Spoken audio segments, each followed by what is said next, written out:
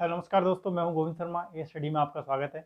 जैसे कि अपने कल स्ट्रेंथ ऑफ मटेरियल का अपन ने simple stress and strength chapter start किया था और वहाँ भी कल लाइट की इशू की वजह से अपन को लेक्चर थोड़ा सा जल्दी ख़त्म करना पड़ गया था। तो आज कल अपन स्ट्रेस पढ़ लिया था। स्ट्रेस के बारे में लगभग अपन ने पूरी चीज़ को सीधे समझ लिया था। एक बार 5 मिनट में रिकॉल कर लेते हैं स्ट्रेस क्या था। अपने सबसे पहले क्या पढ़ा था? स्ट्रेस पढ़ा था। स्ट्रेस क्या होता है कि स्ट्रेस आपने कहा सर कोई भी बॉडी है, कोई भी मान लो बॉडी है, उस पर अपन फोर्स लगाते हैं, एक्सटर्नल फोर्स। तो बॉडी क्या करती है? अपने शेप में बना लेने जाती है, अपने शेप को रिफॉर्म रखती है, अपने शेप को बनाए रखने का प्रयास करती है। इसलिए जब तक उसके अंदर क्या होता है, इंटरनल रेजिस्टेंस टर्न होता है, इंटरनल रेजिस्टेंस टर्न होता है। और इस इंटरनल रेजिस्टेंस फोर्स को कि अपन क्या बोलते हैं? शेयर फोर्स बोलते हैं, इंटरनल रेजिस्टेंस फोर्स अपॉन में। और ये फोर्स जिस एरिया पर लग रहा होता है उसको अपन बोला जाता है एफ अपॉन ए। तो ये अपन ने संक्षेप में स्ट्रेस पढ़ लिया था कि भाई स्ट्रेस बराबर होता है रेजिस्टिंग फोर्स अपॉन में एरिया। इसकी यूनिट क्या पढ़ी थी आपने? न्यूटन पर mm स्क्वायर या न्यूटन किलोमीटर पर मीटर स्क्वायर, कुछ भी हो सकती है। तो एरिया हमेशा न्यूटन या किलोमीटर पर मीटर स्क्वायर में होता है और एरिया मीटर स्क्वायर में ही या स्क्वायर में या सेमी स्क्वायर में ही निकलता है। अब बात हो गई थी टाइप्स ऑफ स्ट्रेस पढ़ लिया था अपने। टेंसाइल स्ट्रेस पढ़ लिया था, टेंसाइल स्ट्रेस को डिटेल में पढ़ लिया था। कंप्रेसिव स्ट्रेस को अपन डिटेल में पढ़ लिया था, ये सब अपन पढ़ चुके हैं। और शेयर स्ट्रेस को भी अपन ने डिटेल में पढ़ लिया था। अब इससे थोड़ी सी आगे कहानी स्ट्रेस के अंदर ही अपन और पढ़ते हैं कि भाई आगे कि क्या क्या स्ट्रेस के बारे में। तो यहाँ तक तो आपके सिलेबस में था। अब कई बार क्वेश्चन आता है कि ऑब्जेक्टिव टाइप में क्वेश्चन के साथ आता है। ऑब्जेक्टिव टाइप में ये आता है कि ये किलोमीटर बार है, इसे 3 किलोमीटर लोड लग रहा है, तो इसमें कौन सा स्ट्रेस जनरेट हो रहा है? ऑप्शन ए होता है कंप्रेसिव, ऑप्शन बी होता है टेंसाइल स्ट्रेस, शेयर स्ट्रेस, या इनमें से कोई भी नहीं। ये बहुत बार जेई में आया हुआ है, बहुत बार एई में भी आया हुआ है, और आपके लिए तो इम्पोर्टेंट है ही। जो बीटीआर ऑब्जेक्टिव पोर्शन देता है तो वहाँ ये बहुत ज़्यादा स्ट्रेस से क्वेश्चन आ सकता है। तो देखिए अपन हमेशा भी पढ़ रहे थे टेंसाइल स्ट्रेस, अपन इस टाइप को पढ़ रहे थे। अब ये मैंने एक तरफ से फिक्स कर दिया है। तो देखिए आपने स्ट्रेस को क्या पढ़ा था कि जब भी कोई बॉडी को अपन लोड लगाते हैं तो अपने शेप में बंधे रहना चाहती है। तो आप जब इसको, इस पिंड को या इस रॉड को आप एक पी किलोमीटर की लोड से खींच रहे हो, तो ये अपने अपने इस छड़ को, अपने शेप को बनाए रखने के लिए इधर वापस उतना ही रेजिस्टेंस फोर्स लगाएगी, उतना ही ऊपर पी किलोमीटर का रेजिस्टेंस फोर्स लगाएगी। तो देखिए इसमें कौन सा स्ट्रेस आ गया अपने आप ही टेंसाइल। तो ये कौन सा हो गया? टेंसाइल। जो बाई तरफ जा रहे हैं वो टेंसाइल, और जो कंप्रेसिव हो रहा है वो अपन उसको क्या बोलते हैं? Compressive stress. तो ये आपके ऑब्जेक्टिव में आए हुए क्वेश्चन है, ये आपके ऑब्जेक्टिव में आए हुए क्वेश्चन बताया है मैंने। चलिए अब बात करते हैं स्ट्रेस को अपन ने और आगे अपन कैसे कैसे डिफाइन कर सकते हैं स्ट्रेस। यहां से भी कई बार आपसे क्वेश्चन पूछ जाता है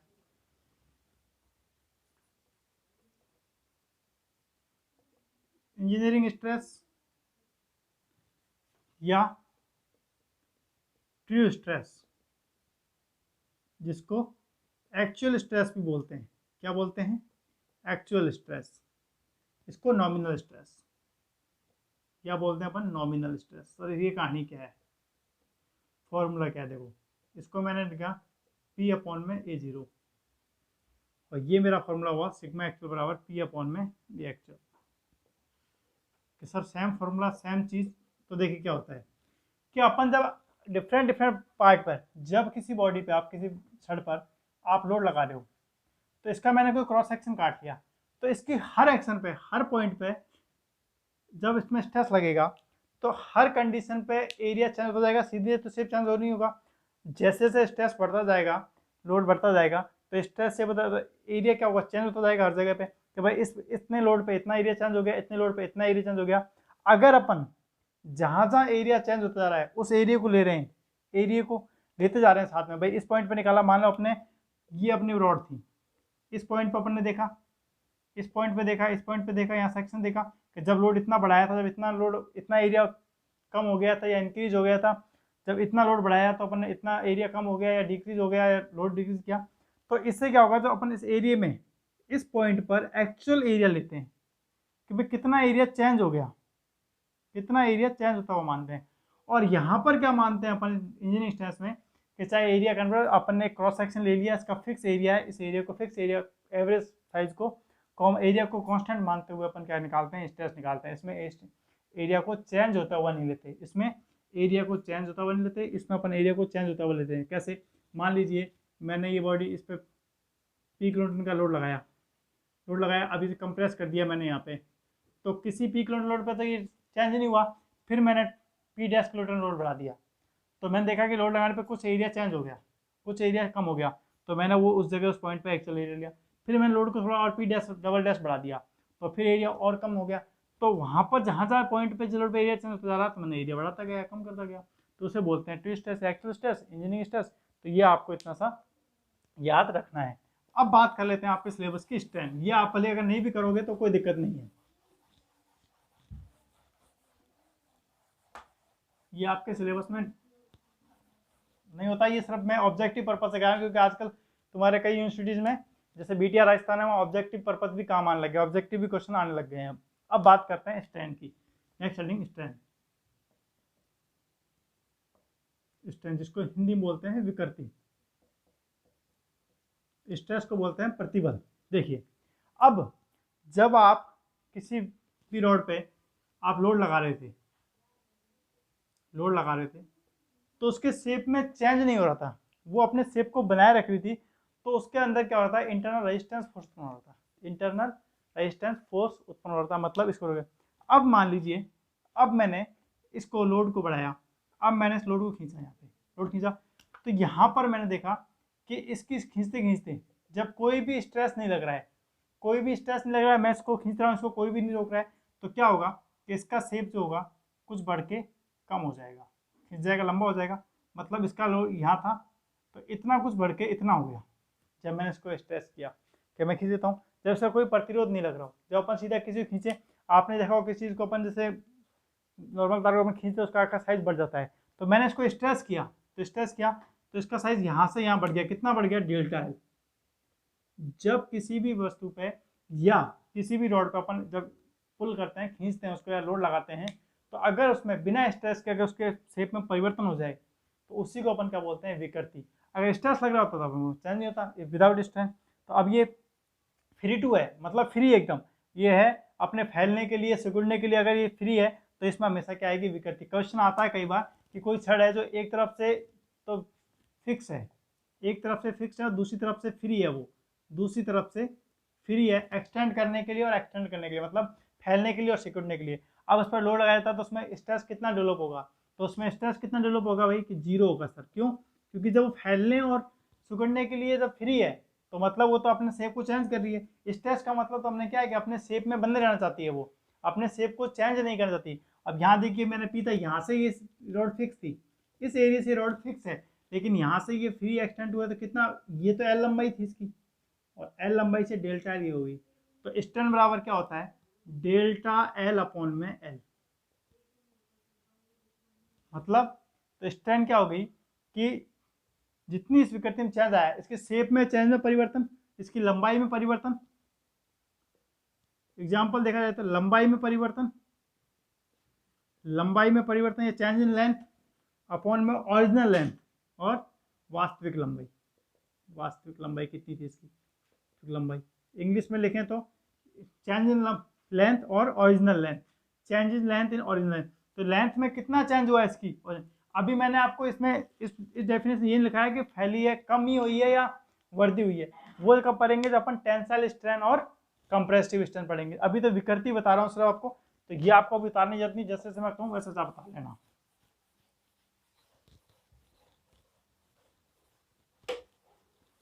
चलिए, विकृति क्या हो गई आपकी? तो विकृति आपने पढ़ ली, स्ट्रेन विकृति लिखना सीधा, ई बराबर डेल्टा एल अपॉन में एल, डेल्टा एल। अब इसको लिखना चाहो तो आप सीधे लिख लेना, चेंज इन लेंथ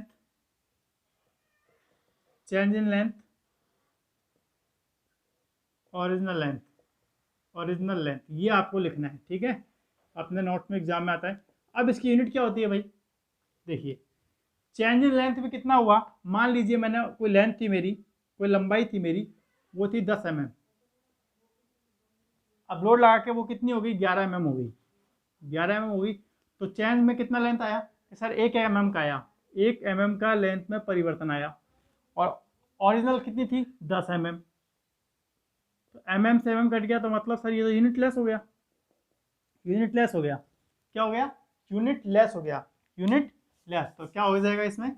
यूनिट क्या होगी इसकी? Unit less. या अब देखो मैं ये यूनिट लेस लिख के ये या क्यों दिखा रहा हूं? mm अपॉन mm या सेमी अपॉन सेमी, बस इससे ज्यादा क्यों? क्यों? क्योंकि कई बार एग्जाम में क्वेश्चन को टफ करने के लिए वो यूनिट लेस ना लिख के लिख देता है कि स्टैंड की यूनिट क्या होती है mm अपॉन mm, तो कट जाएगी। तो अपने आप यूनिट लेस ना लिख के वो क्या कर देता है, एग्जाम्पल दे देता है कि mm अपॉन mm, ये भी चली जाएगी, और फिर mm स्क्वायर दे देता है, या उसमें 30 ऑप्शन देता है इनमें से कोई नहीं, इनमें से कोई नहीं। तो आपने पढ़ा हुआ होता है यूनिट लेस, आपने क्या पढ़ा था? स्टैंड होती है यूनिट लेस होती है। तो हम फटाफट से इसमें वो चीज़ नहीं है अपने यूनिट लेस, अपन इनमें से कोई नहीं चले जाते हैं, और उस केस में हमारा क्वेश्चन हो जाता है गलत। क्यों? क्योंकि हमने पता है यूनिट लेस वो कब आ रही है, जब उसकी ऊपर भी चांस mm है और नीचे भी mm है, जब कट जाती है। अगर आपके ऑप्शन में mm अपॉन mm है तो आपको mm अपॉन mm पे ही जाना पड़ेगा। ठीक है, क्लियर है बात इस चीज़ की? एक एक चीज़ को बस ध्यान से समझते जाओ। ठीक है, अब ये अब इसमें बढ़ते हैं अपन टाइप्स ऑफ स्टैंड में। ये तो यहाँ पे होगी स्ट्रेंथ तक की कहानी पूरी, समझ गया होता है क्या चीज़ है। अब अपन बात करते हैं टेंसाइल स्ट्रेस, कंप्रेसिव स्ट्रेस और शेयर स्ट्रेंथ की। अब लेता हूं मैं आपके tensile strength, types of strength. Types of strength देखो है ये बहुत इजी, लेकिन जो पहली बार पढ़ रहे हैं उनको थोड़ा सा लगेगा, बाकी एक बार समझ में आने के बाद ये कहीं भी दिक्कत नहीं आएगी। टेंसाइल स्ट्रेंथ, सबसे पहले ऐसा नहीं इसको बार बार पढ़ना पड़ेगा, बस एक बार समझ लो फिर एकदम चीज़ें क्लियर हैं। टेंसाइल स्ट्रेंथ, मान लीजिए ये चीज़ थोड़े इस पर पी लोड काम कर रहा है, ठीक है। अब ये रोड कहाँ से कहाँ तक हो गई? इतनी बढ़ गई। कहाँ से? इसकी लंबाई में कितनी थी ये लंबाई? इसकी एल लंबाई थी, एल लंबाई थी। एल लंबाई से कितना चेंज आ गया? तो ये कितनी आ गई? डेल्टा एल चेंज आ गया। तो मतलब लंबाई, तो इसकी टेंसाइल स्ट्रेंथ की डेफिनेशन क्या हो जाएगी? ई बराबर लंबाई में वृद्धि, वृद्धि या increment in length upon original length, वास्तविक लंबाई, वास्तविक लंबाई। समझ गए बात को? वहां मैंने लिखा था लंबाई में परिवर्तन, यहां क्या हो गया? लंबाई में वृद्धि, increment length original length, original. समझ गए बात को? कितना चेंज आया लंबाई में? किसे आया? जब अपन इसको स्ट्रेस किया तो इसकी लंबाई में इतना परिवर्तन आ गया, तो इसको मैंने क्या बोल दिया? विकृति बोल दिया। और ये कौन सी विकृति होगी? टेंसाइल। यूनिट की बात, यूनिट लेस। समझ गए बात को? बस जो क्वेश्चन आने होते हैं यहाँ से ऐसी टाइप के आते हैं, बेसिक सा क्वेश्चन जो उठ के आता है वो यहाँ से आता है। कई बार ऊपर ऊपर से पेपर आता है तो इसी टाइप के ये क्वेश्चन लगते ऐसे हैं कि पढ़ने में कि इनको भी क्या पढ़ने की आवश्यकता है, लेकिन बहुत बार ये क्वेश्चन फंसा देते हैं अपने को। Compressive strength, compressive strength, compressive strength क्या होगी? कि चलिए देखते हैं अपन। ये अपना एल लंबाई की रॉड थी, अब इसको मैंने पी फोर्स से कंप्रेस किया, पी किलोन्यूटन के लोड से कंप्रेस किया, तो देखा मैंने क्या हुआ कि ये कंप्रेस होते होते कहाँ तक पहुँच गई? यहाँ तक पहुँच गई। मतलब इसकी लंबाई, लंबाई कहाँ थी इसकी? यहाँ इसकी लंबाई थी, और परिवर्तन कितना आ गया इसमें? कितना आ गया?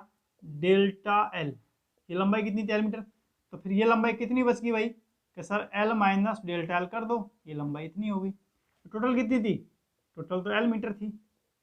बस आपको अपने, क्योंकि डिप्लोमा के जो आप या बीटेक के क्वेश्चन देते हो तो आप आ जाता है कि स्ट्रेस स्ट्रेन को संक्षेप में समझाइए या स्ट्रेन को संक्षेप में समझाइए, तो वहाँ आपको थ्योरी लिखने के बजाय आप इन चीज़ को लिख आते हो एग्जाम में, तो वहाँ आपको ज़्यादा अच्छे नंबर मिल जाते हैं।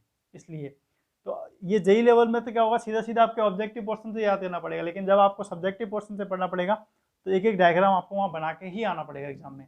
आप थ्योरी लिख के नहीं आते हो कंप्रेसिव स्ट्रेंथ क्या होता है, कोई दिक्कत नहीं है, आप इस फॉर्मूले को लिख के आओ सीधा बस, और ये डायग्राम को बना के आइए, नंबर आपको अपने आप मिलेंगे। तो फिर इसका फॉर्मूला क्या हो जाएगा? डिक्रीमेंट इन लंबाई लेंथ और ओरिजिनल लेंथ, लंबाई में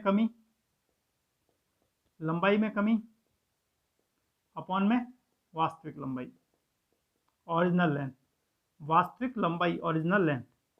ये आप इंग्लिश हिंदी का कॉम्बिनेशन चलता रहता है, तो आपको जैसा लगे मैं बोल देता हूँ, इंग्लिश में लिखता हूँ तो हिंदी में बोल देता हूँ, हिंदी में लिखता हूँ तो इंग्लिश में बोल देता हूँ, तो आप लिख लिया करिए। मैटर इससे चीज़ नहीं है, आपको बस चीज़ें समझ में आ जानी चाहिए कि हम चीज़ समझना क्या चाह रहे हैं। तो टेंसाइल स्ट्रेंथ में कोई दिक्कत, कंप्रेसिव स्ट्रेंथ में कोई दिक्कत।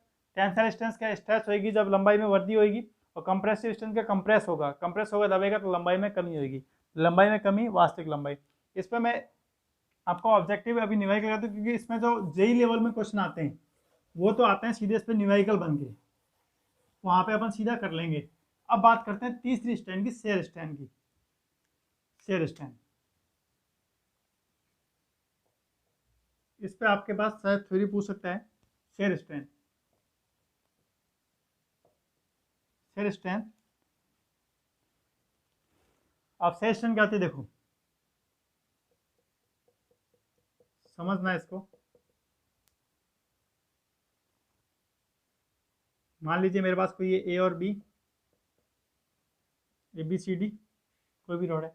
अब इस पर मैंने वही पुश किया, यहाँ पे इस तरफ लोड लगेगा पी किलोन्यूटन का, तो ये क्या होगा, ये अपने शेप से चेंज होके कुछ यहाँ पर चेंज हो जाएगा, इस ये शेप ले लेगी। तो नीचे तो फिक्स है, ये फिक्स है, तो ये शेप होकर क्या ले लेगा, ए डैश, और ये क्या ले लेगा, बी डैश, ए डैश बी डैश ले लेगा। तो ये जब यहाँ था, इस पर स्ट्रेस लगा, तो ये यहाँ के अपने चेंज शेप कर लिया। तो किस एंगल से घूम गया ये, मैंने मान लिया फाई एंगल से घूम गया, ये भी फाई एंगल से घूम गया। तो मैंने देखा जो स्ट्रेंथ क्या होती है हमारी, लंबाई में परिवर्तन इन दो की ओरिजिनल लंबाई, कितना परिवर्तन है, ए डैश परिवर्तन हुआ, ए डैश हुआ, ए से ए डैश हुआ, किसके कंपेयर में, ए सी के कंपेयर में, बराबर है किसके, B B dash compare change हुआ, किसके कंपेयर में हुआ, बी बी डैश बराबर बी डी के कंपेयर में। समझ गए बात को, बी डी के कंपेयर में।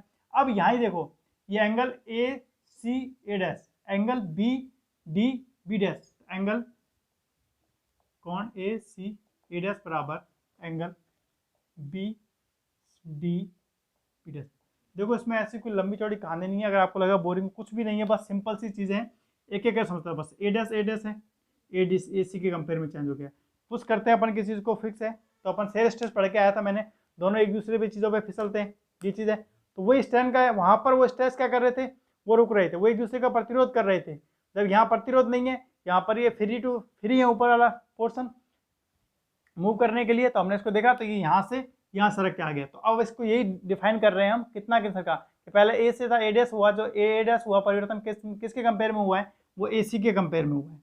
बी बी डैश जो चेंज हुआ है वो किसके कंपेयर में हुआ है, बी डी के कंपेयर में चेंज हुआ है। तो फिर एंगल क्या हो गया, A C A dash B D B dash, ये बराबर होंगे एक दूसरे के, ये भी एंगल ये एंगल इसके बराबर होगा। तो मैंने इतना ही लिख दिया, ये एंगल बराबर होगा। तो कितना हुआ है, तो ये लंब बट्टा आधार बराबर कितना होता है, टेन थीटा बराबर होता है।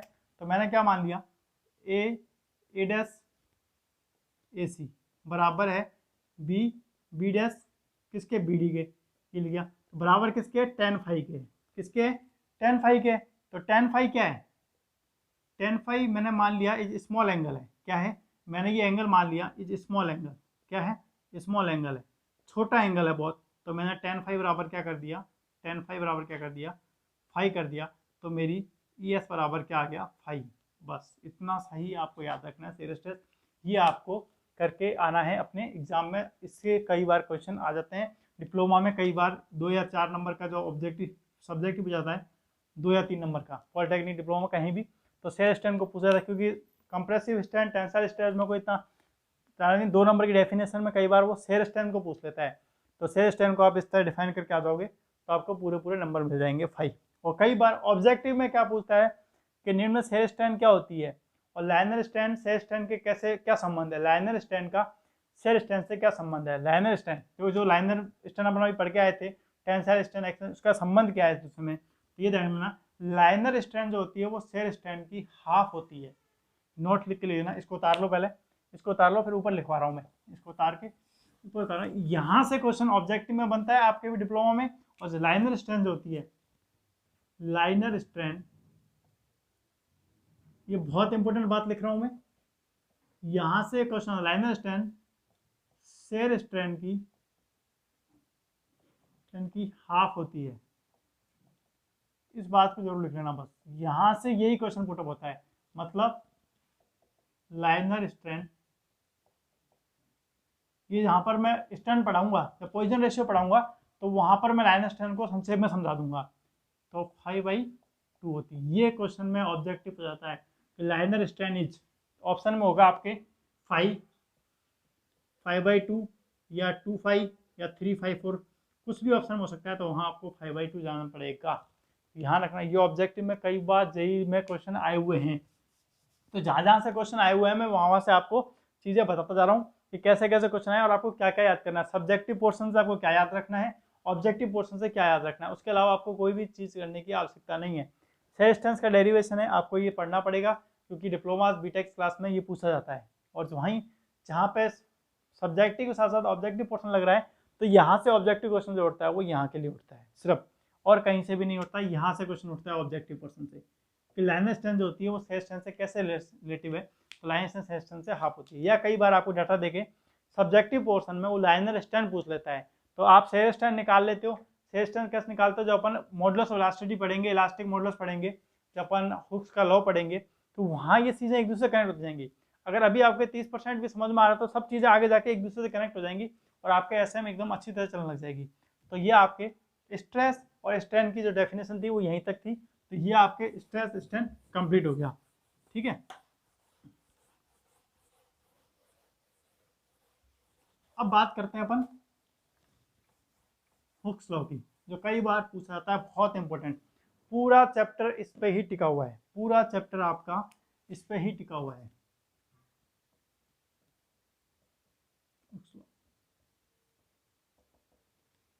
इलास्टिक लिमिट क्या होता है इसमें कि शेयर जो स्ट्रेस होता है वो स्ट्रेन के डायरेक्टली प्रोपोर्शनल होता है इलास्टिक लिमिट के अंदर। किसके? इलास्टिक लिमिट में, प्रत्यास्थ सीमा में, इलास्टिक लिमिट में जो स्ट्रेस होता है वो डायरेक्टली प्रोपोर्शनल होता है किसके? स्ट्रेन के। इलास्टिक लिमिट में तक स्ट्रेस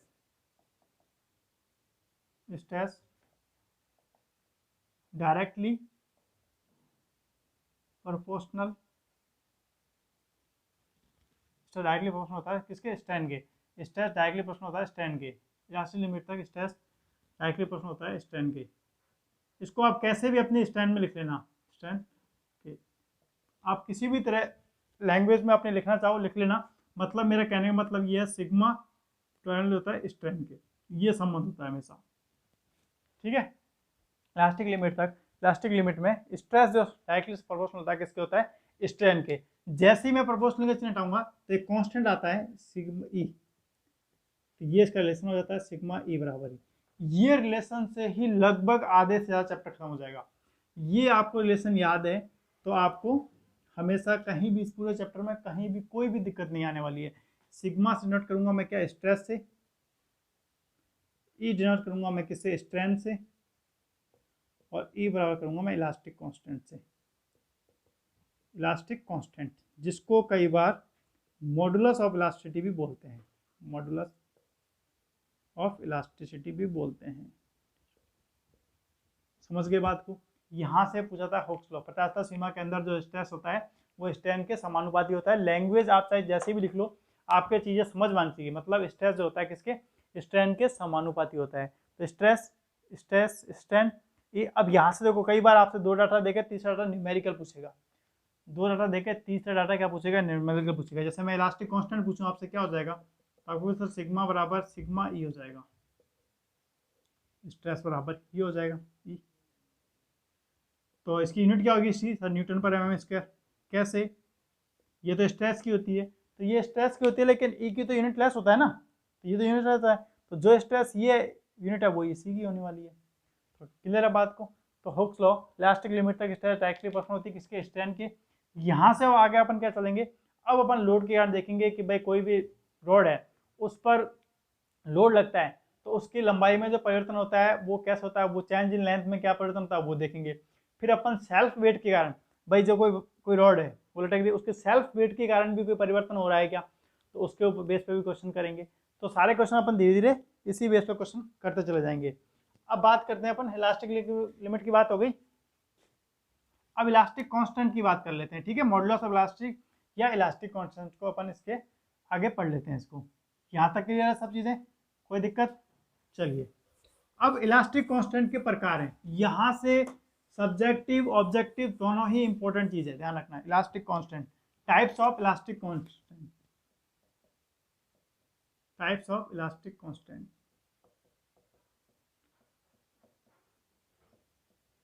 पहला है modulus of elasticity, modulus of elasticity,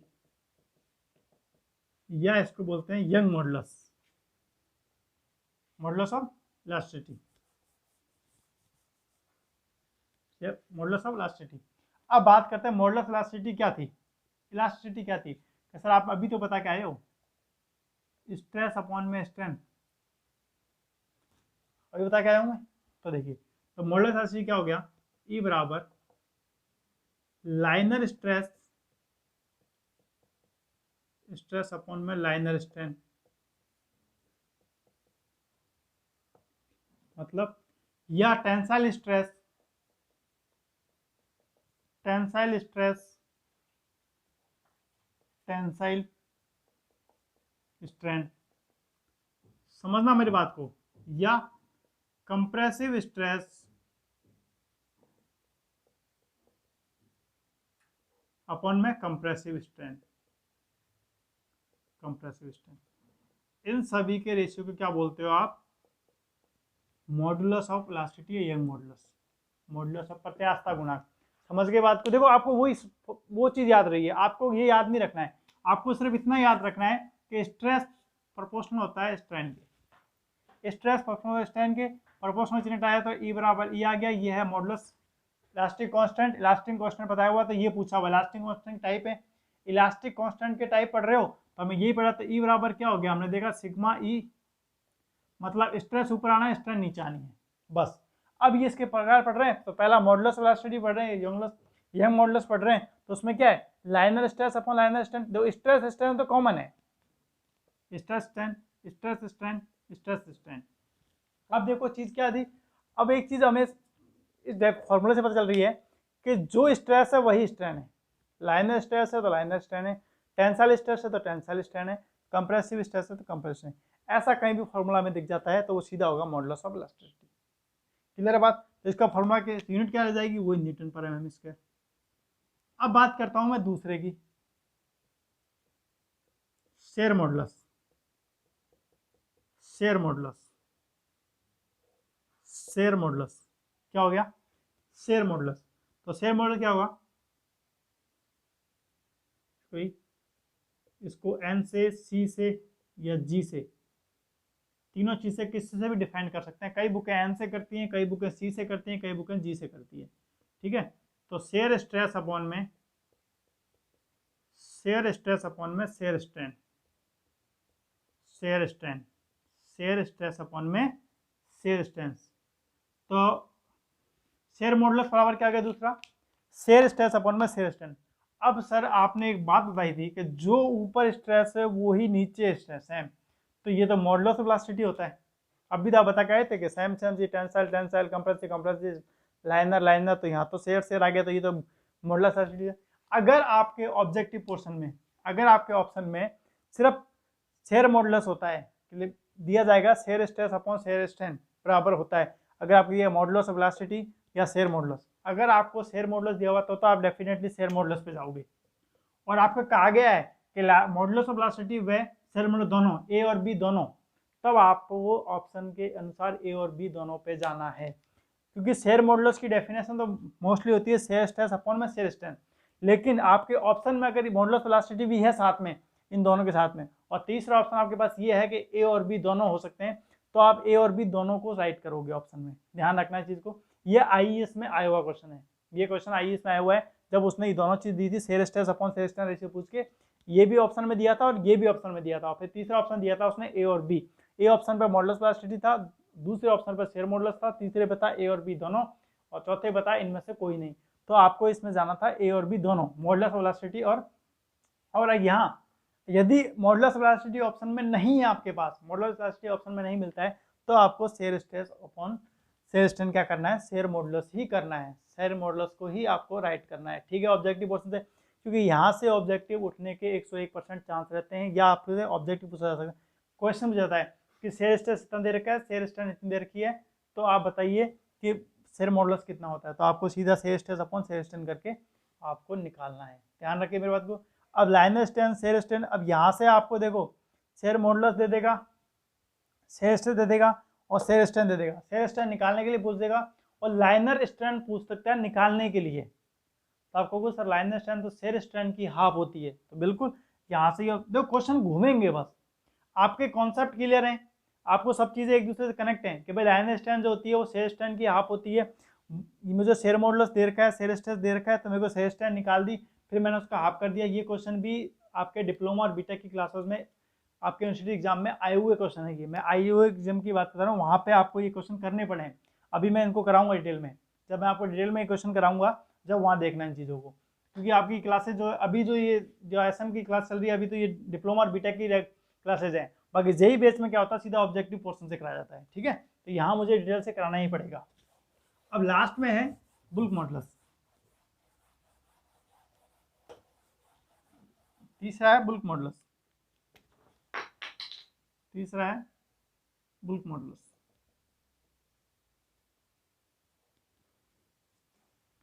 तो ये क्या होता है, के बराबर डायरेक्ट स्ट्रेस अपॉन में वॉल्यूमेट्रिक स्ट्रेन। सर ये कौन सी नई चीज आ गई, volumetric strain, direct stress upon में वॉल्यूमेट्रिक स्ट्रेन, वॉल्यूमेट्रिक स्ट्रेन। ठीक है, ये आपको याद रखना है। ये क्वेश्चन इसलिए बहुत ज़्यादा इंपॉर्टेंट डेफिनेशन है सब्जेक्टिव पर्पज से ऑब्जेक्टिव। तो वॉल्यूमेट्रिक स्ट्रेन क्या होती है देख लो, volumetric strain change in volume, change in volume upon में ओरिजिनल वॉल्यूम। समझ गए बात को, वही कहानी है। स्ट्रेन को आप अगर ढंग से समझ गए हो तो आपको कुछ भी बताने की जरूरत नहीं है। अगर आपने स्ट्रेन को ढंग से पढ़ लिया है, स्ट्रेस, क्योंकि देखो कोई भी चीज़ को वीडियो पढ़ने का ये नहीं है कि आपको बार बार देखनी पड़े। एक बार वीडियो को तसल्ली से देख लेते हो ना, तो उसके बाद आपके नोट्स बन जाते हैं ना, तो फिर आपको चैनल पर दोबारा आने की आवश्यकता भी नहीं पड़ेगी कि आप बार बार टाइम क्यों खराब करो। एक बार ढंग से देख लो और अपने प्रॉपर नोट्स बनाते जाओ साथ में। अभी आपका एक बार 45 से 30 मिनट खराब होते हैं, लेकिन उसके बाद आपके पास लाइफ टाइम ये चीज़ मिलेगी कि हाँ मुझे अभी चीज़ें आ गई हैं समझ में, अब मुझे बार बार 35 मिनट खराब करने की जरूरत नहीं है। आज जो चीज़ें जो लेक्चर की हैं, हालांकि ढंग से देखा जाए तो ये 5 से 10 मिनट की चीज़ें पढ़ने के बाद, अगर आपको चीज़ें आती हैं तो ये 5 से 10 मिनट की रिविजन है। तो आप इसको एक बार कर लोगे तो उसके बाद आपको 5 से 10 मिनट ज़्यादा टाइम नहीं लगने वाला समझ आने के बाद। स्ट्रेन आते ही आपको समझ आना चाहिए कि ऊपर जो पोर्सन है वो क्या है, मेरे चेंज इन वॉल्यूम है, चेंज इन लेंथ है, चेंज इन लंबाई में कमी है, लंबाई वृद्धि, और नीचे जो मेरा ओरिजिनल है। बस स्ट्रेस अपन समझ गए कि रेजिस्टेंस फोर्स है, फोर्स अपॉन एरिया। बस ये चीज़ समझ में आने के बाद फिर आपसे कोई भी क्वेश्चन कुछ भी पूछे आप इजीली कर दोगे, बस आपको एक बार पढ़ना है। ठीक है, तो अपने इलास्टिक कॉन्सेप्ट क्लियर हो गया है।